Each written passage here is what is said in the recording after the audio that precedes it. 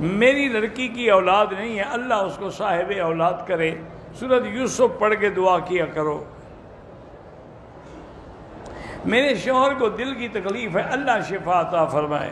یا قوی القادر المقتدر قوّنی وقوّ قلبی، یہ وظیفہ پڑھا کرو۔ میری لڑکی کی چھاتی رک جاتی ہے، یعنی اس کو سانس کی تکلیف ہے، اللہ شفا عطا فرمائے۔ میری والدہ کے گھٹنوں میں درد ہے، اللہ شفا عطا فرمائے۔ میرا بیٹا ہے حافظ قرآن ہے، اللہ اس کو قرآن پر علم بھی اور عمل کی بھی توفیق عطا فرمائے۔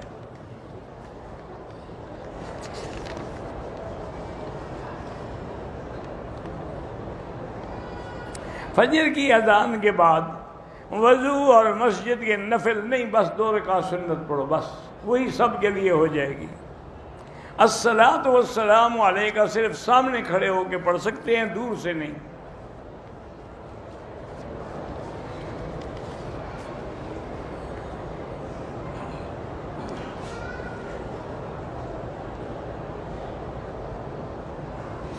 وہ تو حضور نے فرما دیا نا کہ سب نسب ختم ہوں گے، لیکن میرا نسب باقی رہے گا، بس بات ختم ہو گئی۔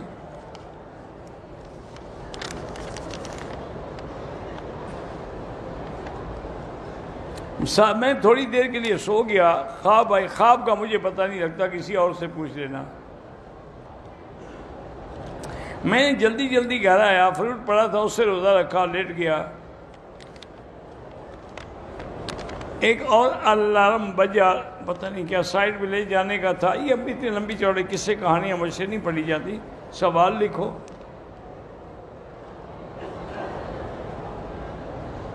اگر آدھے مقتدی مجھے پسند نہیں کرتے اور آدھے کرتے ہیں، کوشش یہ کرو کہ سب پسند کریں۔ اگر مقتدی پسند نہ کریں، چھوڑ دو نماز کی، ضروری تو انہیں امامت کرنی ہے، کسی اور مسجد میں چلے جاؤ جہاں میں پسند کریں۔ میری شادی کو 5 سال ہو گئے، اولاد نہیں، رب لا تذرنی فردا وانت خیر الوارثین۔ والدین کا حج کا ارادہ ہے، اللہ سے دعا کریں، استغفار پڑھیں۔ مجھے ہر وقت ایمان کے بارے میں وسوسے آئیے، وسوسہ آنا ہی ایمان کی دلیل ہے۔ جب بھی طواف کریں گے تو جس کے لیے کرنا ہے اس کی نیت کر لیں، یا اپنا طواف کر کے بعد میں دعا کر لیں کہ یا اللہ اس کا ثواب فلاں کو عطا فرما۔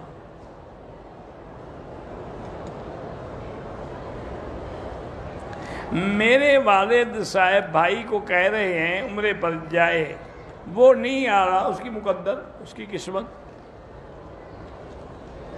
میں شوہر کے حقوق بھی پورے کرتی ہوں، لیکن وہ مجھ پہ تشدد کرتا ہے، تو یہ ظلم ہے اس کا۔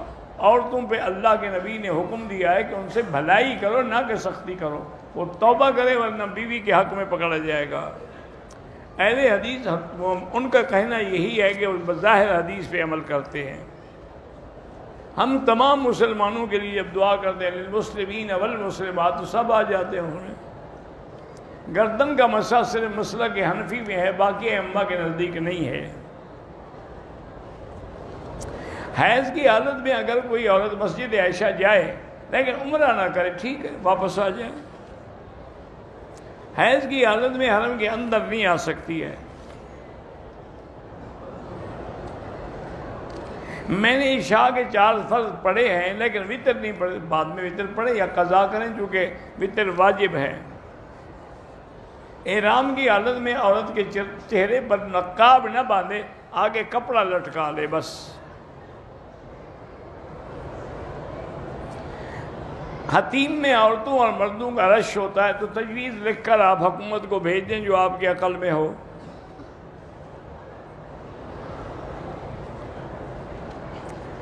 ہم جہاز والے جو ہیں واپسی پہ 5 لیٹر آب زمزم دیتے ہیں، بہرحال آپ وہ تو لے جائیں، اگر زیادہ لے جانے وزن کرا کے لے جائیں۔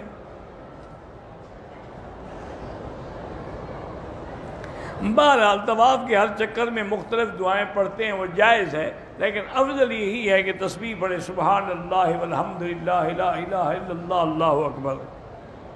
ایک سفر میں ایک عمرے کے بعد اور بھی عمرے کر سکتے ہیں۔ مسجد عائشہ جیرانہ سے احرام باندھ کے عمرہ وہاں کر سکتے ہیں، کوئی گناہ نہیں، کر سکتے ہیں آپ۔ حجر اسود کے بوسے کا مقصد اتباع سنت ہے، اگر ایذا کا خطرہ ہو تو دور سے اشارہ کریں۔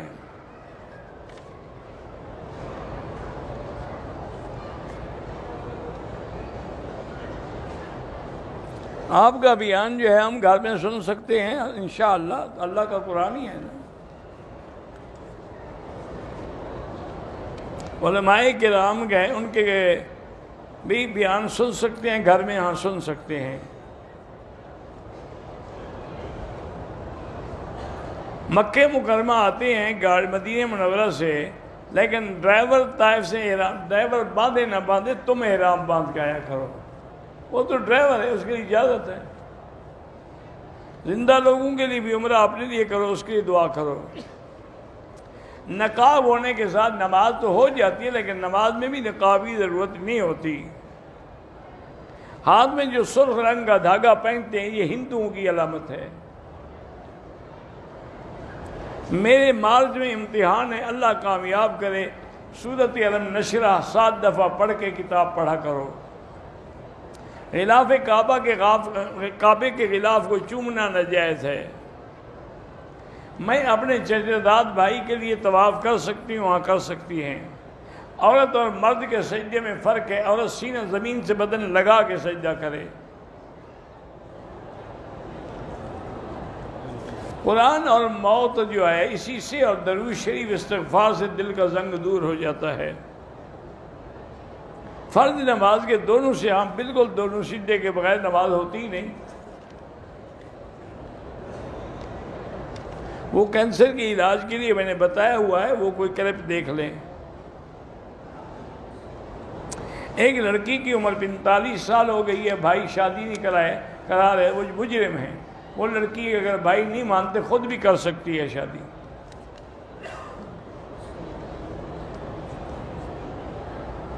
مدینے سے واپسی پہ احرام باندھ کے مکے پہنچا، طبیعت خراب تھی، بغیر عمرے کے پاکستان گیا تو دم پڑ گئی، اور عمرہ بھی اس کے ذمہ ہے۔ عصر مغرب کے درمیان طواف مکمل تو 2 رکعت مغرب کے بعد پڑھیں۔ جو لوگ یہاں ہم نے دیکھا ہے کہ اذان کے بعد 2 رکعتیں پڑھتے ہیں، چونکہ ایک حدیث ہے بین کل اذانین صلاۃ، اس پر وہ عمل کرتے ہیں۔ امام حنیفہ بھی فرماتے ہیں کہ پڑھنا چاہیے، لیکن مغرب کے لیے اذان کے بعد وہ کہتے ہیں افضل یہ ہے کہ نہ پڑھے، ورنہ ظہر سے پہلے 4 سنتیں مؤکدہ ہیں۔